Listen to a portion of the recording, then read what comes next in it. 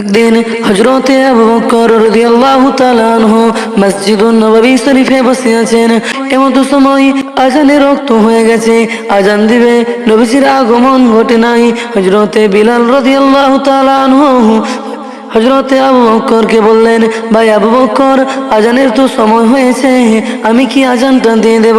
আবু বকর বলে, যাও যাও, আজানটা দিয়ে দাও। বলার সঙ্গে সঙ্গে হযরতে বিলাল রাদিয়াল্লাহু তাআলা আনহু আজানটা দিয়ে দিলেন। এমন তো সময় তো নামাজের জামাতের সময় হয়ে গেছে, জামাতের সময় হয়ে গেছে, নবীজি তো আসে নাই, কে নামাজ পড়াবে, কে নামাজ পড়াবে, এই বলে সব আলোচনা করতে শুরু করে দিয়েছেন।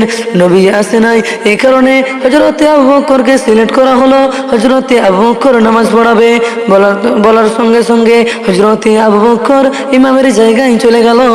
ইমামের জায়গায় চলে হযরতে আবু বকর নিয়ত করে নিলেন। আল্লাহু আকবার বলে নিয়ত করে নেওয়ার পরে হযরতে আবু বকর কেরাত পড়তে শুরু করে দিলেন।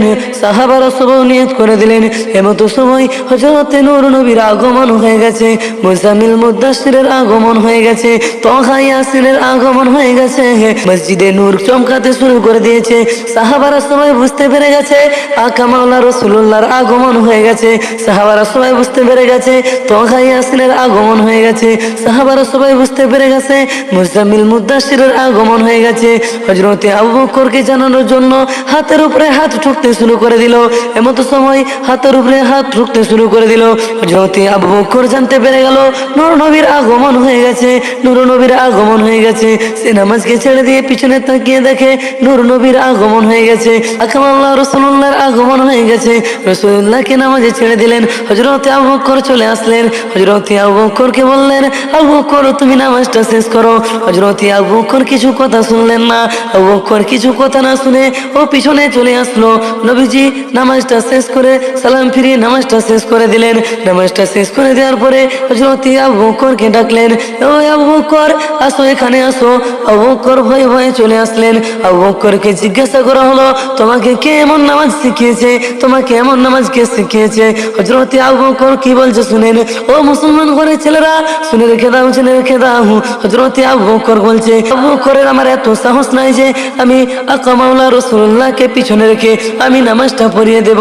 এই কারণে আমি জানতাম যদি আমার নবীজির সাথে একটু বেয়াদবি হয়ে যায়, আমার সারা জীবনের আমল বরবাদ হয়ে যাবে। ও মুসলমান ঘরের ছেলেরা, শুনে রেখে দাও, শুনে রেখে দাও।